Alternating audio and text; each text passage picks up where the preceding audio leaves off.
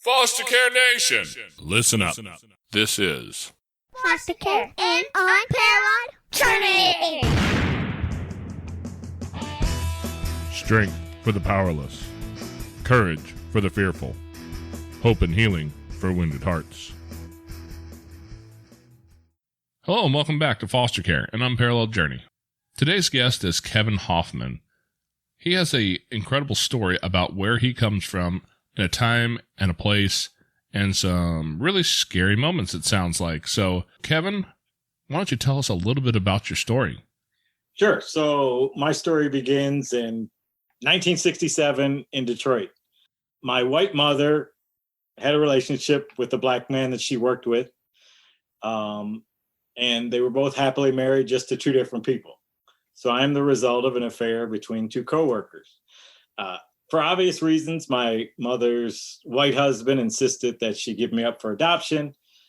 I was placed immediately in foster care, stayed in foster care for about 3 months, and then was adopted by a white minister, his wife, and they have 3 biological children, so I'm the youngest in that family. They lived in a suburb of Detroit. My father was a Lutheran minister. He was an associate pastor at St. Paul's Lutheran Church in Dearborn, Michigan, a suburb of Detroit. Dearborn was interesting, where back in the late 60s and 70s, they were considered, it's called a closed community, which means that people of color weren't welcomed in that community. And so like I said, came to that community at 3 months old. Then at about 11 months old, we woke up to a cross burning in our front yard. We stayed in that community for another 2 years, and then my parents decided this community was going to change us before we changed it. And my father moved, took a call to pastor a church in Detroit, Detroit's northwest side. And at that time, the congregation that he served was 50% black, 50% white. And the parsonage we lived in, or the home that we lived in, was in a black neighborhood. So from age 3 to 18, I had constant contact with people that looked like me, which for me was life-changing. It was great to be a part of that. And so my parents understood, they didn't know black culture, but they understood they could put me close enough to it so that I would learn as best I could. And I did. I learned a lot about that. And I always tell when I speak, I say, we just all are looking for our tribe. And yeah, I knew immediately I had found, my tribe or my clan. How scary was that to wake up to a burning cross in your yard? Well, I'm sure it was terrifying for my mother, because we had this big we had a nice house in Dearborn. It was a big plantation style porch that wrapped around the house. And when my mother heard voices in the front yard, and she sprung out of bed, this was in the middle of the night, and she didn't have her glasses on. So when she looked down onto the front yard, all she could see was fire, and she didn't know where it was coming from. And she assumed the house was on fire. So when she runs downstairs and looks out the window, then she saw it was a cross. It was terrifying for them, I'm sure. I mean, that was, and you have to, context is so important when we talk about race. So you also, in history, and you have to understand that was in 1968, not too long after Martin Luther King was killed and Bobby Kennedy was assassinated. So, yeah, they had a whole lot to be afraid of. I mean, it could have gone really bad really quickly. Back when I was 7, I want to say, we lived in the backwoods of Tennessee as a young kid. And even there, I had some real hard questions to answer from people, because I looked a little bit different than them. People weren't always kind with the way they asked questions, especially in that time frame, because we're in 2020 right now. That was a lot of years ago, but it wasn't so much that you would expect that big of a cultural shift. Mm-hmm. In 40 years, you wouldn't expect them to go from where we are today to that kind of incredible racial tension, where people are willing to show up at someone's house and throw a fit. Because you said you were 11 months old at the time? Yes. What was it like for you growing up? you said you were 3 when you moved. I guess, do you remember anything? That's the most important thing, I think, to start with. Do you remember anything from that town? Yeah, I remember playing on that porch. We used to play. We had a dog, a big collie, and you could crawl up under the porch and play. I remember that. I've gone back to that church since then, and that seemed familiar. Like the church hasn't changed much. And that, what I didn't share was the 2 years after the cross burning then became this process of the church trying to fire my father because he had brought this child of color into the church. And so it was interesting. I don't remember all this, but my parents had shared with me that, the women, I would go into the nursery while they were in church because I was just a little baby. And the women in the nursery would refer to me as the snotty-nosed black kid. And then they would constantly come up to my mother and they wanted to know, and I was, like I said, we left there when I was 3 years old. But my mom said constantly the women in the church would come up to her and ask her who they thought I was going to grow up and date. And I think they were fearful that, I'd stay in that community and grow up and date one of their daughters. Our daughter and I, we were speaking, and she's 13 and she's in middle school and, has lots of friends and this and that. And she had questions for me. She said, Mom, our daughter, she's mixed. And she said, is it okay? Who am I supposed to date? Am I supposed to date a white boy? Mm-hmm. Am I supposed to date a black boy? Or am I supposed to date a mixed boy? Mm-hmm. And so still, even in 2020, those questions are alive and well, and we have to figure out ways to answer them for our children. And my answer to my daughter is I want you to pick the person that treats you the way that you should be treated. Yeah, right. Yeah, and I would say not much has changed since I came along. I mean, I was born 2 weeks after the riots in Detroit. And the riots began because the Black community had finally had enough of the horrible treatment by the predominantly white police force. About every 20 years, we go through that. So it happened in 1993 with Rodney King. Yep. We saw it with Ferguson. And so things have gotten better in some sense. But I got to tell you, we haven't made the changes we should have in the 53 years I've been around. This year has been a tough year with everything going on.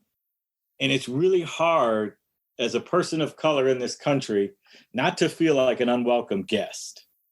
And so we've got to get a handle on this. I will say that I've never been as encouraged as I am now because of some of the responses that we've gotten from some of the horrible things that have happened this year. So you have people coming out and speaking out against things in ways they haven't, which I'm encouraged, and I hope that we catch up because we should be a whole lot further ahead. I suspect that our children's generation will take the largest leap forward when it comes to race relations between kids, because I saw my oldest son, he had friends who were of all kinds of different backgrounds, and none of them seemed to notice that they didn't look like each other. Mm-hmm. And, I watch my 14-year-old son, and they kind of have the same thing going on, right? My son, he's mixed, but he's a little bit on the darker complexion side.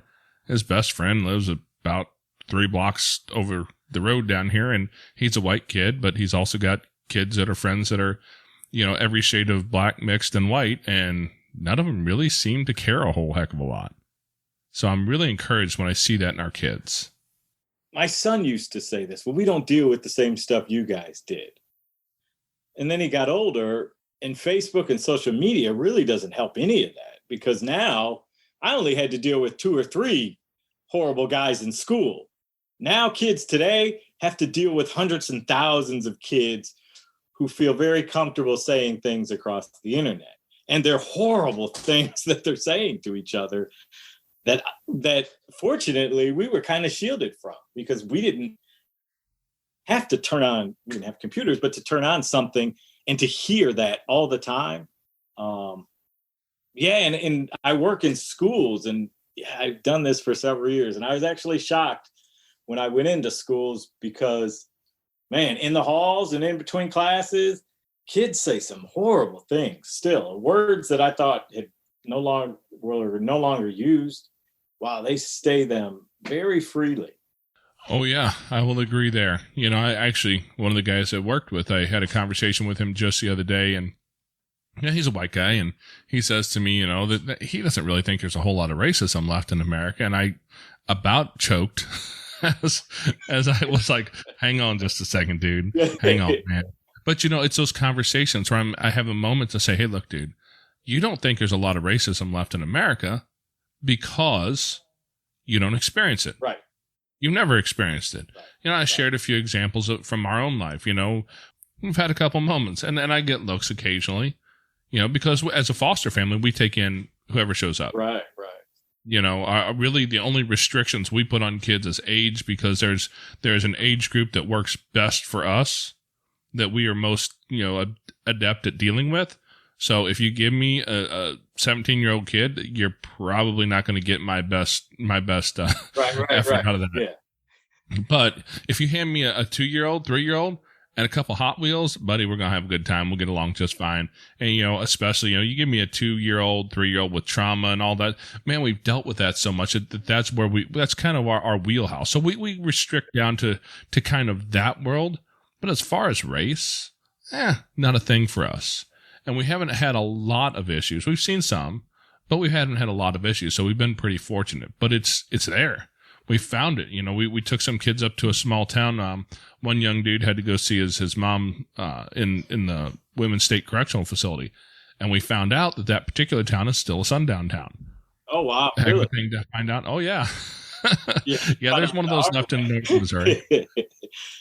Yeah, and we had some interesting interactions up there. It took us a little bit to get comfortably out of that town, because we had chosen to stop and eat at the little diner there, which really ruffled some feathers apparently. Mm-hmm. But I'm not going to play their game. I'm just going to do my thing, and we went on. Right. But the thing is when you're talking about foster care, when you're talking about kids, man, this stuff.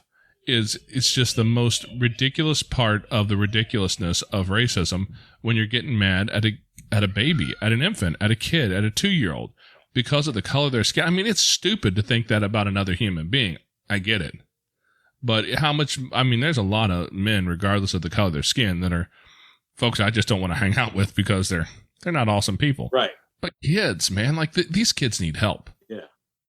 So, when we came into it, we were really intentional about making sure what we wouldn't think about accepting, and race was never an issue for us.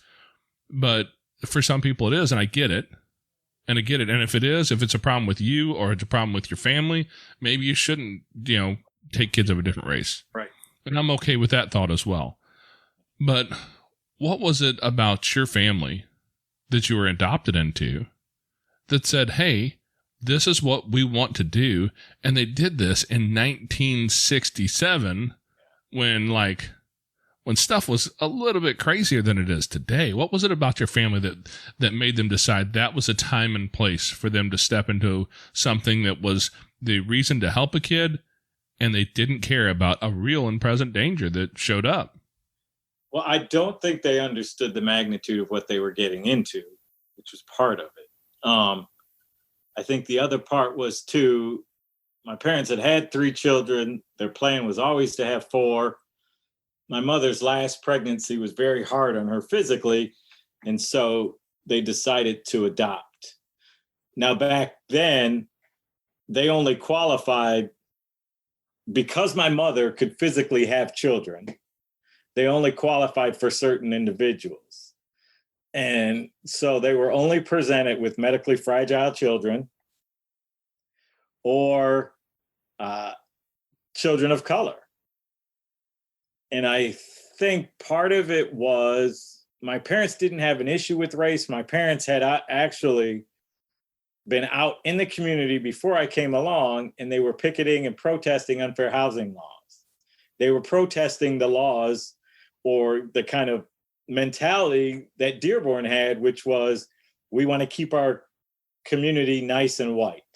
And so my parents were very vocal about, kind of breaking down those color barriers. And that was even before I came along. So they understood race to an extent, and they understood inequality. So I think that's why they were open to adopting a child of color. And I think, like a lot of families, part of what figured into that was desperation just to get another child.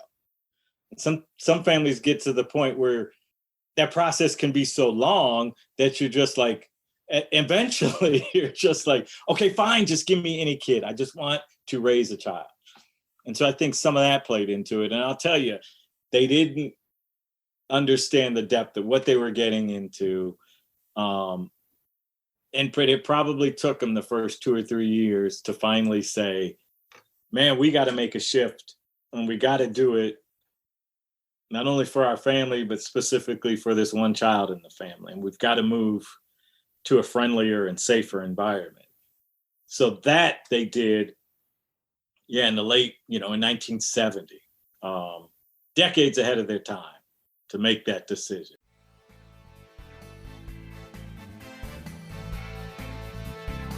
Hey there, Foster Care Nation. We need your support. Could you do us a favor and share this episode with a friend or family member, maybe a coworker, anybody who might be interested in foster care and adoption?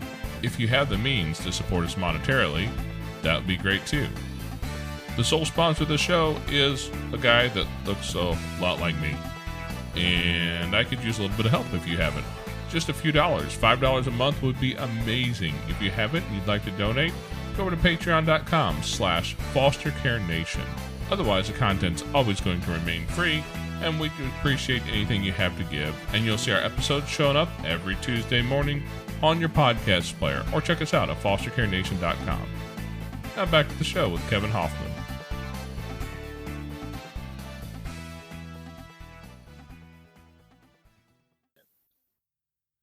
Well, I've got to say now, you said you're from Detroit, and we're from the St. Louis area. My regular 9-to-5 job puts me in downtown St. Louis and all the neighborhoods that you probably don't want to visit on a regular basis.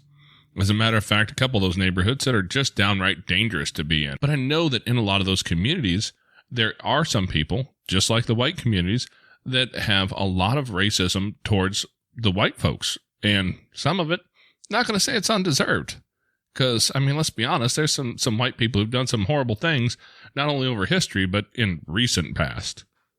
And so there's some of that there as well. Did you guys experience any of that when you're growing up in a blacker community that was maybe less friendly to a white couple moving in with some different kids? Yeah, my mom always said we had a tough time finding a place where we could all be comfortable. And so, my brothers were the minorities in those neighborhoods. And so, my one brother, I remember he got chased home a couple times. And it was, I write about this in the book, and quite honestly, it's when you put a whole lot of people in a short area and then limit their resources, it's no wonder that they're going to start going after each other. It's scientists say every organism will do that. When you cut off their area and give them limited resources, they will climb over each other to survive. That's what I walked away from with that neighborhood. Thankfully, I didn't walk away from that neighborhood when things happened, because it was a lower middle class neighborhood and it was at times dangerous. I'm so thankful I didn't walk away from that neighborhood thinking Black people are scary or dangerous. Instead, I kind of just understood that's just the way things were.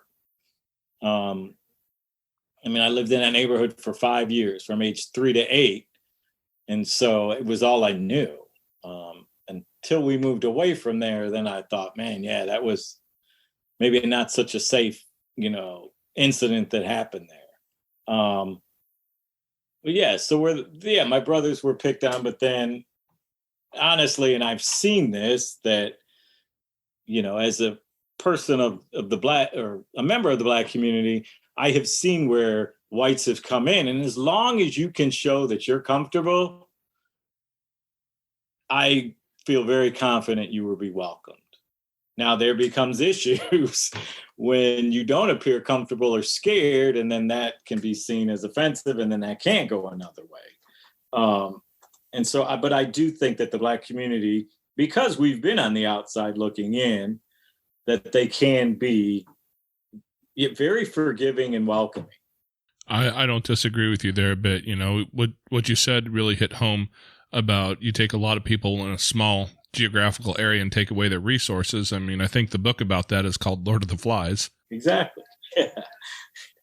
But it's real, and people do that. But that's one of the things that we would love to see change in foster care system for families, is to be more comfortable walking in and being more connected with biological families, being more connected with people who are just different than you. Because, I mean, in our area, honestly, you don't have to go too far to find a lot of really monochromatic folks.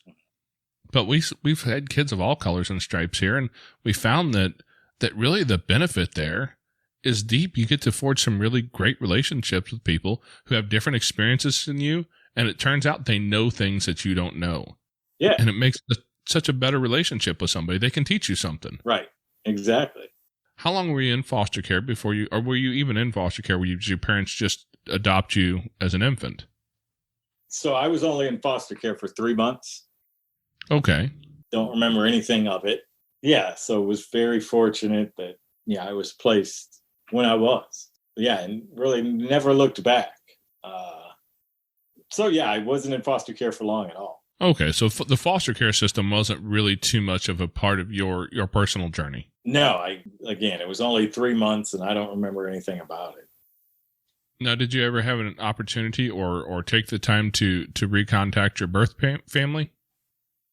Yes. So when I started looking when I was in college, and that was just such a frustrating process because that was back in the mid 80s.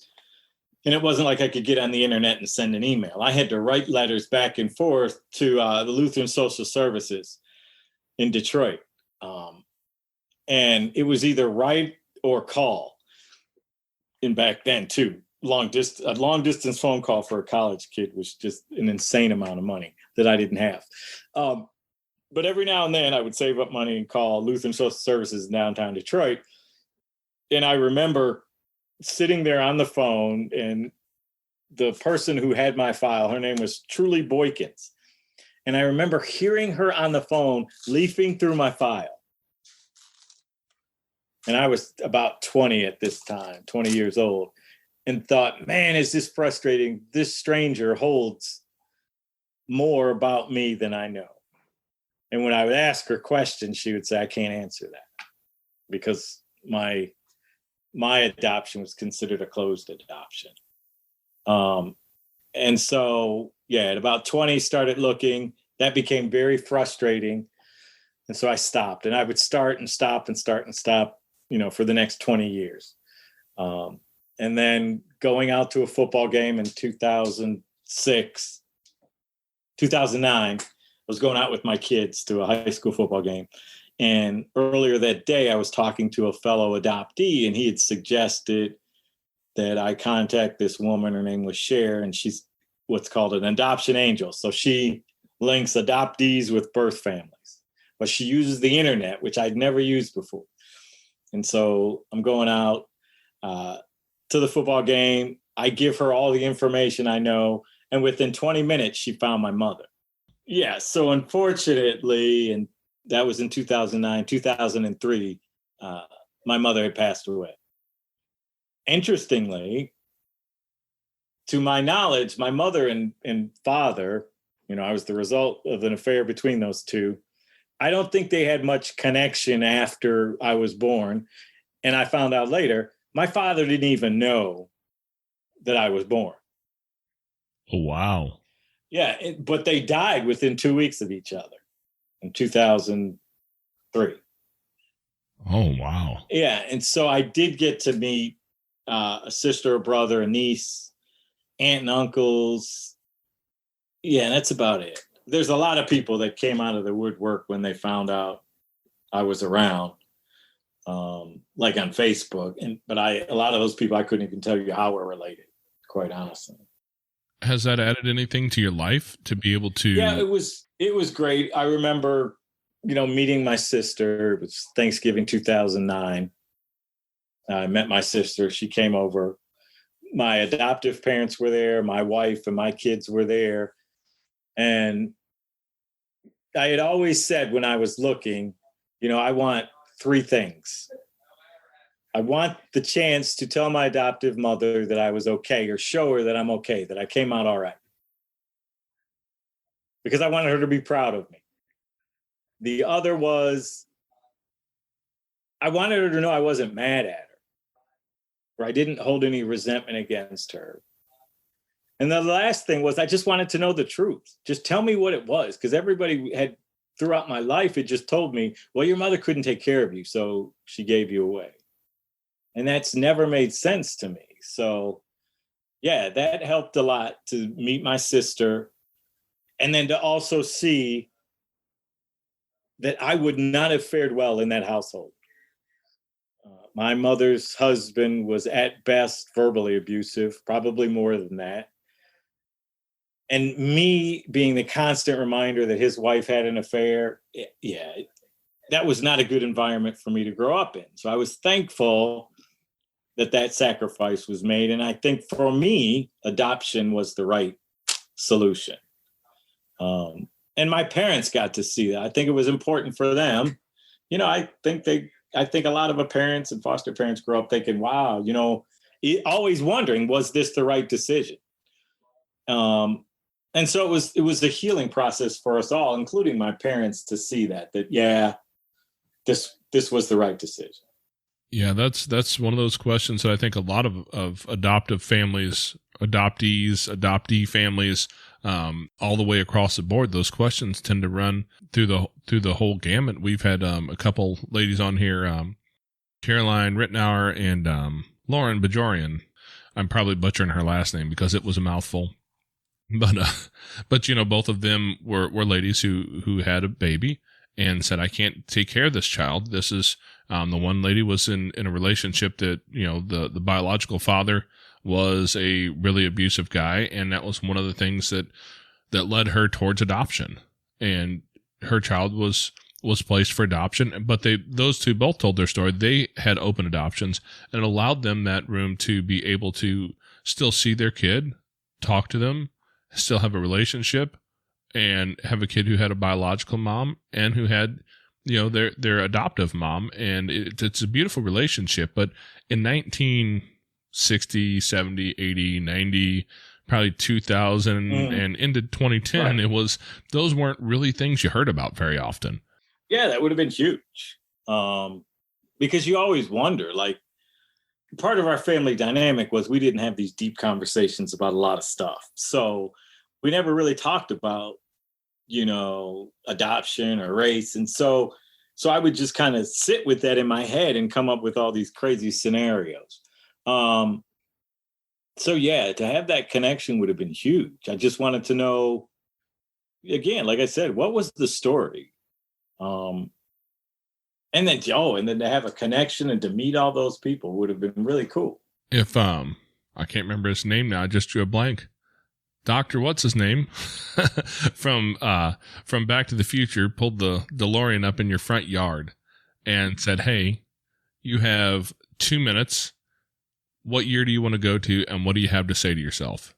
What would you do? Man, there's so much I would do.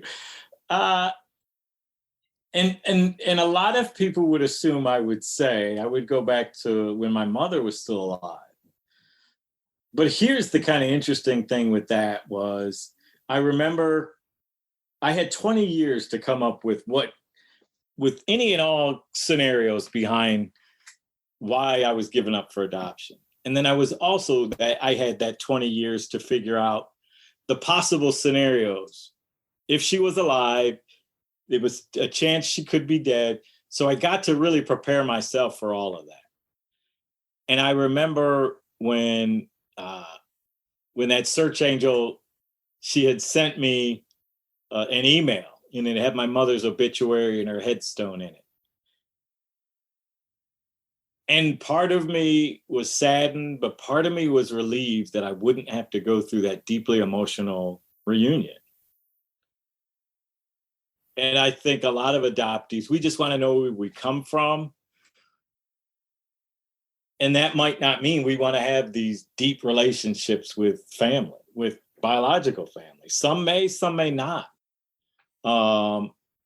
And for me, it was enough to find out where I came from, what the real story was. Again, I wouldn't say I'd go back to talk to my mother because I don't know if emotionally I could have handled that. And then I don't know if she would have given me what I needed. And so I may have left even more frustrated and saddened. And I get glimpses of that when you start, like no one really knew about when I was born, or, she never said anything about it. And so you just wonder, man, maybe I didn't want to reunite with her because, like I'm always reminded, if you've seen that movie, Antoine Fisher, and it's about this kid in foster care, and, his mother has some abuse issues, and he finally gets to go and meet her. And when he does, she can't even look at him. She won't even talk to him. And I remember watching that going, man, I wouldn't want that my search to end up like that, because now I'm worse off than I was before. No, I don't think I've even heard of that movie, but to be fair, I have a house full of kids. Most of what I see is animated. Yeah. No, it's a great movie. Denzel Washington's in it. It's a great movie. Really? Yeah. What was the name of that one again? Antoine Fisher. That sounds like something that might be a good family movie for our house. Yeah, and then it ends with, so many of us adoptees are so fixated on mother. And I was too, where I want to see my mother, want to talk to her, have a relationship. And in the movie, Antoine's like that. And so he goes and she doesn't give him close to what he needed. But then he connects with his father's family. And I'm probably spoiling it for you, but the movie ends with him walking into this amazing feast and being welcomed by his father's family.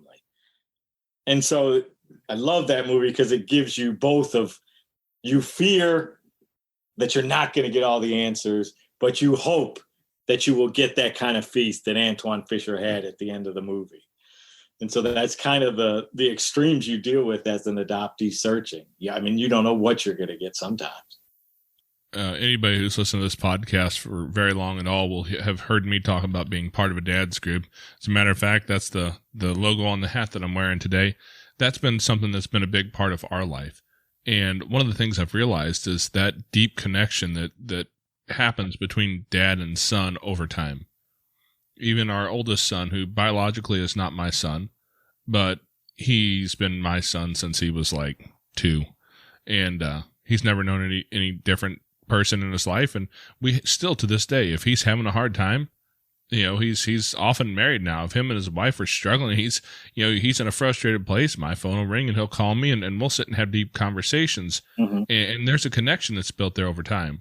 So what is it that you would say that you would say to your dad if you had a chance? And how has not having had that connection with a biological dad really affected you?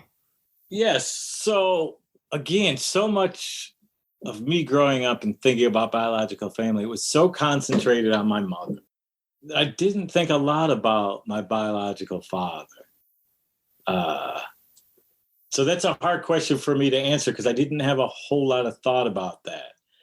And by the time I found him, I knew it was so much to find him.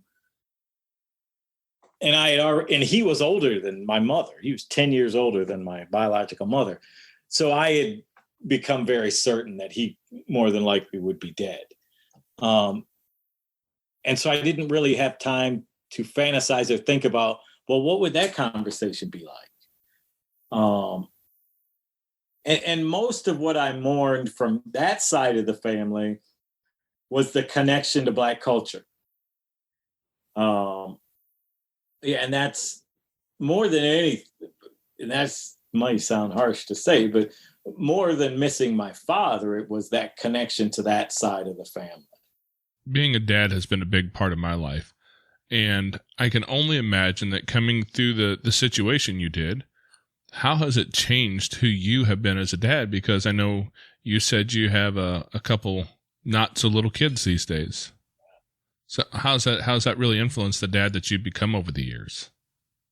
Well, it's interesting. So when I train, I talk about what I call adoptee residue, which is pretty much stuff that kind of sticks to us. And we all, and especially the era I came up in, the assumption was don't really put too much energy and thought into the fact that he's no longer with his biological mother, or don't really address the issues that may come with adoption, because those will just go away. Those were kind of the thoughts coming up when I came up. And so what I try and teach people is, yeah, there's stuff that really sticks to a lot of us that we just simply can't wash off. And the biggest one for me, in the biggest way that affected me, was in relationships coming up. And it was simply because, for whatever reason, my biological mother couldn't keep me and chose to give me up, because that's what I was told. And so it's really hard not to think there must have been something wrong with me, and that's why she had to give me up. So that's why I always tell parents, foster parents and adoptive parents, you need to tell your kids as much information as you can, because there was a lot of missing information that caused me to think in a certain way. And if I just had a little piece of information on certain things, I may not have thought that way. And there's been so many books written about this so a big area where us adoptees are affected is in relationships. And that can be in peer relationships, dating relationships, marriage, or with biological children or kids that you're raising. And so I've been fortunate where we have great kids, but I also know and see that there's part of me that always has this fear that if you go into this, someone's going to reject you or you're going to end up getting hurt. And so it's kind of this, you go in, but not all the way in, for fear of, you've kind of been taught that, your closest relationship you ever had disrupted. And so there's always this fear that every other relationship is going to end like that. So how has that affected your relationship with your wife? Because, don't let my wife know that I said this, even though she's sitting beside me and she's probably going to smack me. But as we all know, everybody will tell you that little girls tend to marry somebody that reminds them of their father. And little boys end up growing up into men who marry someone who in some way reminds them of their mother. Now that had to really have been kind of a mixed bag for you as you got old and eventually ended up, of course, I'm making the assumption that you guys are married. Are you still married? Or yes. Okay. 6 years. Oh, wow. Well, you got some years. Congrats on that one. So it sounds like you did something right in that process. So what helped you end up in a relationship where you could have 26 years of marriage? It was me growing up with my adoptive parents and seeing, kind of what an example of what marriage is. And then my wife doing the same. She grew up in a 2-parent household. I think that helped. And then I was just, I think, very, very fortunate to marry a woman that was very patient. Because at that time when I married her, I didn't realize how profoundly impacted I was by adoption or being adopted. And so, so I think there were things that I did to kind of, and I saw that with all the relationships I had before them, which was pretty much make this thing blow up before it blows up in your face. So I would do stupid things only really to get them before they got me. And I was fortunate that my wife didn't really fall for that and really kind of held me accountable and was just really patient as I was just trying to figure out, what I was going through and who I was and who I was becoming. So as you look back across that, how did she support you through those moments and help you to see those parts of your past coming to fruition in your present? I think she saw who I could be and kind of spoke to that.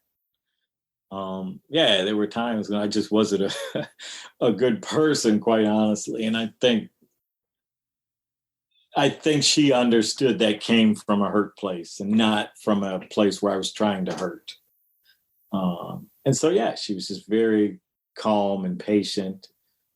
And then would hold me accountable too when she needed to, which was important. Yeah, and just the right combination of both of those things, I think, really, really helped.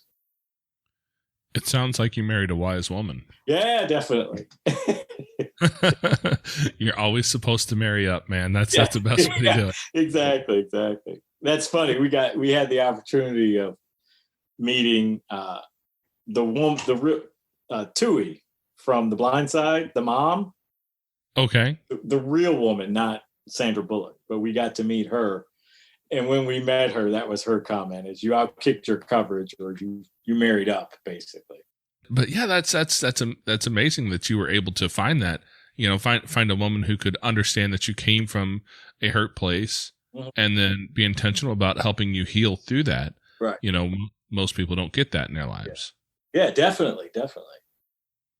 I think that speaks to a lot of the divorce rate, especially among adoptees, because it's such a trouble for people who've been abandoned in their early years to feel safe and secure in a relationship like that. What would you say to the young man who's looking at, aging out of care soon, who's getting ready to go out and try and step into life, like the 18-year-old version of you maybe? What would you say to them would be some of your best advice that you've learned over your years since then, that you go, man, I didn't do this right, and this will help you a lot? So I used to work in foster care. So I was a CASA worker. I had a caseload where I had kids on it. And one of the young ladies I met, I think she was 14 or 15 when I met her, adoptee out of Liberia, Africa, and her adoption disrupted. And so we met, and then 3 or 4 years later, she aged out of care.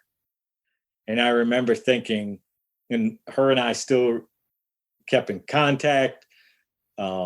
We consider her like our daughter. So my wife knows her. We all get along. And I thought, man, what a cruel world this is, that we would just tell this young 18-year-old woman, we're done, good luck. And I thought, man, at 18, there's no way I would have survived. I mean, so the assumption is she tried to get a job and keep an apartment, but she couldn't afford it. And I couldn't pay to make that happen. And I just thought, man, this is just a horrible system, because I don't know many 18-year-olds that could function alone and do well. And so that's why so many adoptee or kids that age out of foster care end up in jail or pregnant, in just horrible situations. And so, yeah, man, an 18-year-old kid aging out now, what you got to do is really hold the county or whoever is in charge of your case of you before you age out. Man, you got to hold them accountable to do what they got to do to help you. And there are some programs that have actually extended beyond that. The thing that saved, our daughter was the military. And I wasn't a big fan of the military. But man, I was just so relieved that I didn't have to worry about getting a call in the middle of the night that something horrible had happened to her. And then 2, it just gave her stability. And she's always been a really competitive kid. And as long as you put a goal in front of her, man, she'll walk through a wall to get it. And I thought, man, that saved her life. I think it really did. And now she's jumping out of airplanes and she's doing all. What branch is she in? The Army. Army, okay. What does she do in the Army? So they fill vehicles for fueling. They fuel vehicles. That's what she does. But she also, like I said, she jumps out of, those big military cargo planes. The C-130, baby. Yeah, right after, she sent me a video not too long ago, this huge vehicle that they cram into this big cargo plane. and they let that thing off first, and then they all jump out after it. And I'm like, man, there's no way. No, At night there's too. Yeah. She showed me some videos for parachuting, and this guy came in right on top of her. I mean, just missed her. God love them. I was in the Army as well. However, my job involved sitting in a small building, and I wasn't jumping out of airplanes. God love the airborne, because I sure as heck never had a desire to step out of any airplane I was ever on. Yeah, exactly. But that's a great example of somebody who's come out of a real hard situation and found a way through to be able to find that niche that helped her succeed. Yeah, she's done. Couldn't be more proud of her. Just all that she's done. My oldest son is he's actually, I'm going down this week. That him and his wife are moving back here to Missouri, but he was stationed at Fort Campbell, Kentucky. He just ETS'd out of his time in the service down there. But to see who he was when he left versus who he is today, man, and I know some people have problems with the military, have problems with war, with politics and all that. And I'm not even about to jump into all that, but I love seeing a young man, a young woman who's, in that young place where they're not ready to be on their own yet, and step out into the military, and just a few years back come back as well, quite frankly, a grown ass man. Yeah, exactly. Right. I wanted to make sure that we talked about your book as well. I know you said you had a book. It is Growing Up Black and White. Is that correct? Yes. All right. And that's your website name as well, isn't it? Yeah. So you can go find me at my website there under my name, which is Kevin Hofmann, HOFMANN.com. That'll take you to the site. But yeah, the book is just about our unusual time growing up. As this biracial kid in this white family in this city that is trying to figure out, if the races can get along. And so, interesting way to grow up. But one of the biggest things I wanted to do when I wrote the book was just create an environment where people could just hear what it was like as a person of color moving through life in the United States. And so it was very important for me to do that. And I knew, because of the colorful life that I grew up with, that I had to address race. And so I hope, and I think I got it right, but so the plan was just tell all these stories, these coming of age stories, where you do all this crazy stuff with your best friend, who's this tall white kid that you met in Detroit. And then just kind of filter in the lessons that you've learned about race. And hopefully that way it shows, one, that the thought was present someone that people can like, which was me, and then get them so involved that they kind of feel what you feel. And so that when I would bring up issues, well, this kid did this to me, and I think it's because I'm Black, then I thought, okay, people can understand that and relate better to that. And maybe they can come away with a better understanding of the impact of race. And so that's one of the big pushes behind writing the book. And then the other push was I just wanted to give a guide to families like ours, white families that adopted children of color. And I wanted to just share with them what I had learned about that process and how they may make things easier for their kids. It's definitely on my list of things I need to go look at, because God knows that's something that not a lot of people are telling their stories about it yet. Mm-hmm. Now, are you on Audible? Yeah, so it's on everything. Kindle, Amazon, Audible. I just did last year. So that, yeah. Did you read Audible yourself, or did you hire a voice actor? No, I did it. Yeah, I thought you did it. Yeah, and I really enjoyed doing it. So awesome. Yeah, that'll have to go on my Audible queue. I think I have a couple credits sitting there waiting to be used. Always looking for something interesting. I drive a lot for a living, so yeah. So Audible is yeah. That's my jam. I can learn while I drive, and that's always great. So how long ago did you start writing a book, or decide that you wanted to write a book? So it's interesting, especially with everything that's going on in the schools and kids. And I do a lot of work in schools. And I remember coming up that Man, my favorite teacher was Mrs. Scharfenberg. She was our English teacher. And she just encouraged me to write. And that always just stuck with me and made it enjoyable. And so I always had an interest in writing. And so for a while, I used to write poems, creative. I was just a creative writer. That's what I minored in college. And I always thought, okay, of course I'd like to write a book. And then it just occurred to me, this is such an unusual experience that most people just haven't heard about. And so, yeah, I'd like to share that with the world. And one of the other reasons why I wrote the book too was because I just simply wanted to be heard. I wanted to be heard as an adoptee. I wanted to be heard as this person of color. And we don't often get that. And sometimes in the adoption community, we can be overshadowed by everybody else. And so, yeah, I often joke and say that I think there's some truth to this, that community benefits from us perpetually being 5 years old. And so people kind of are shocked when I say, yeah, adoptees do grow up, because we always get this picture of just this little kid that needs someone to come and save them. And I just think we have so much knowledge to give, the rest of that community. And so, yeah, that was a big push behind it. Was I just wanted someone to hear, my experience. Well, that's great, because I think that that's an experience that most people don't have. Just like I mentioned, my coworker I talked with recently, his experience has been different than mine. And I'm certain mine was different than yours, because I grew up in rural Missouri and Tennessee and in the 80s, which wasn't necessarily an amazing time, but it definitely wasn't the 60s in Detroit. Yeah, and that's probably the biggest frustration I have with race and racism is, simply because you don't have my experience doesn't mean it didn't happen.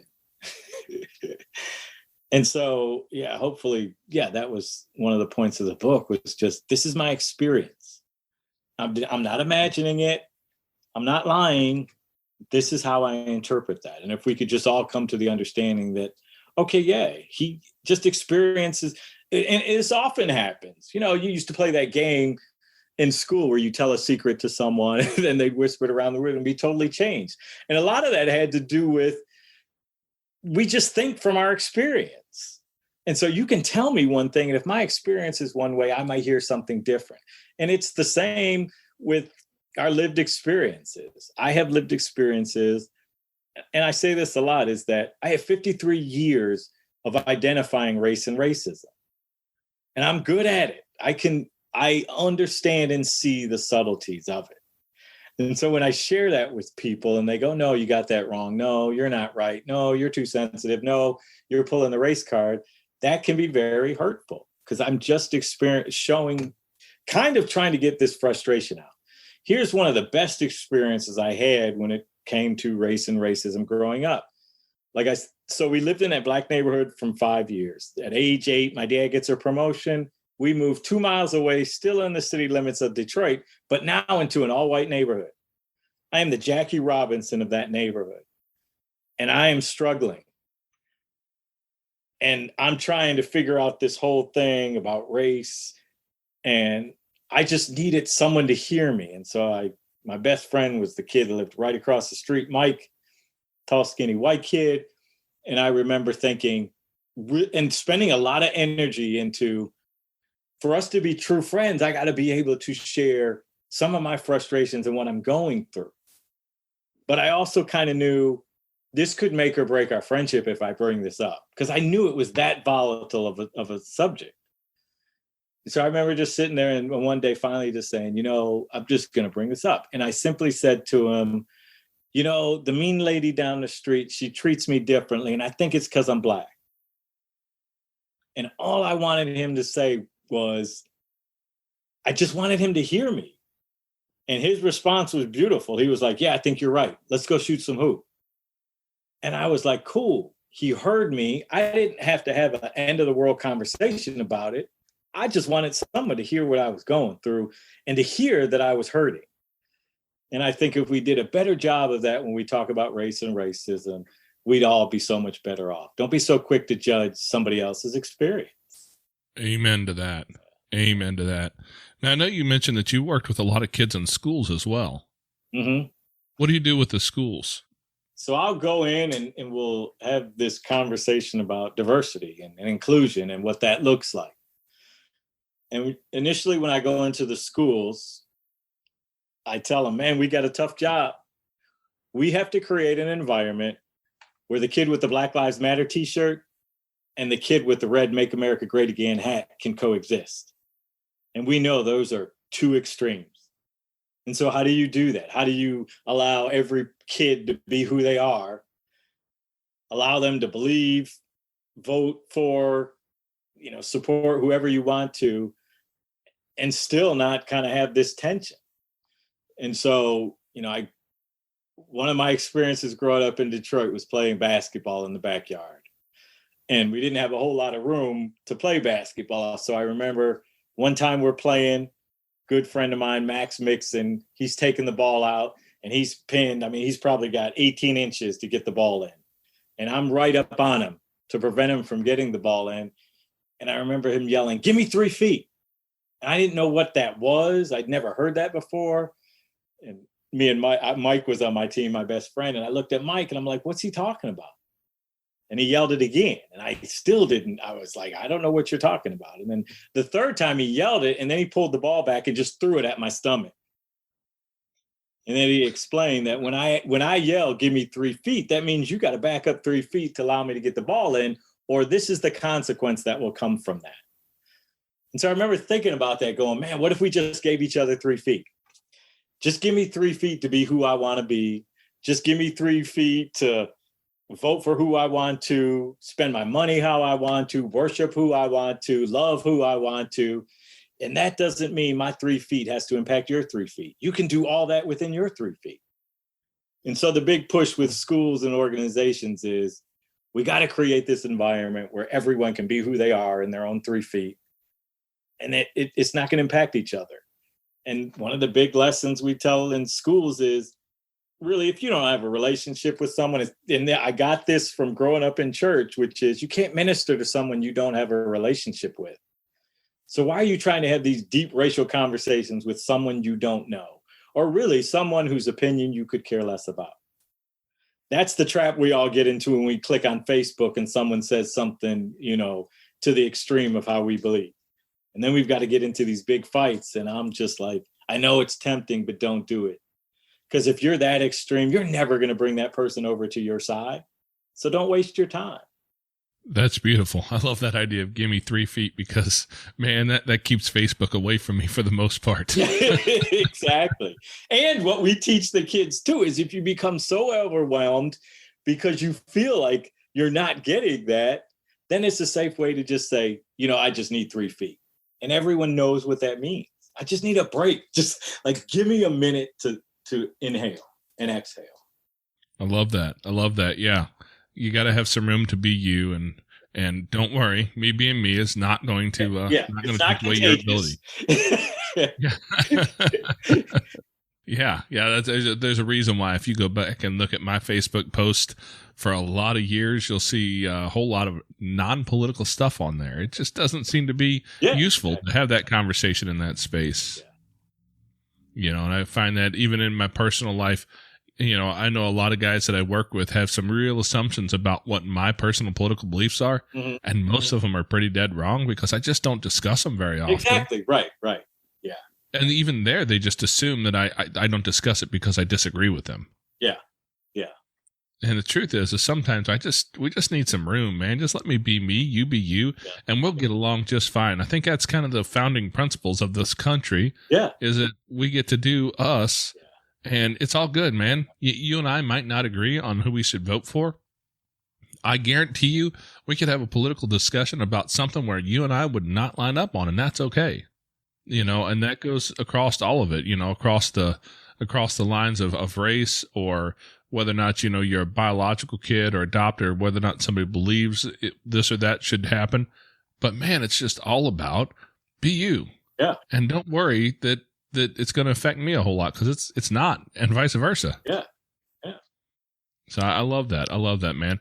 Well, it sounds like, even though you came from a beginning that caused some trauma and some difficulty throughout your life, you've really grown into a man who has a good heart, who's willing to go out and try and help kids and promote a positive message and leave the world a better way than it was when you found it. Yeah, I think, I just came to this conclusion not too long ago, which was, there's this burning desire in me because I'm made up of my Black father and white mother to find a way to reconcile these races and find a way where, like Rodney King, you said, where we can all just get along. Yeah. And so that's been kind of my mission. Is to, to make my biological mother proud, my adoptive mother proud, and just, somehow help in this struggle that we're all going through right now. Well, man, it sounds like you're helping a lot of kids and a lot of adults as well, because and this is because primarily we teach or we help young kids in my home, right? Mm-hmm. But that doesn't mean we're not changing the hearts and minds of adults that'll be around here 20, 30, 40, 50 years from now. Right. Exactly. And that's what we're doing. We're changing the world in our own way, and I'm glad to see you changing the world in your way as well. Hey, man, I appreciate you coming on and telling your story. Is there anywhere where you'd like people to be able to find you on social media or on the internet somewhere? Yeah, so my social media handles are the same. It's Kev Inclusion. So it's Kevin Inclusion, Clousion. So you'll find me on Twitter, Instagram, Facebook. You can find me under Growing Up Black and White. There's a page for that. Well, we'll make sure we get all those links put in there. And it's great that you came by and shared your story today and helped some other people see the other side of the world. I appreciate it. Thanks, Jason. If you'd like to find Kevin on his social media accounts, or ours as well, check out the podcast notes. It'll all be in there. And if you'd like to have your story highlighted on our show, please contact us at fostercareuj@gmail.com. We'd love to talk to you. And as always,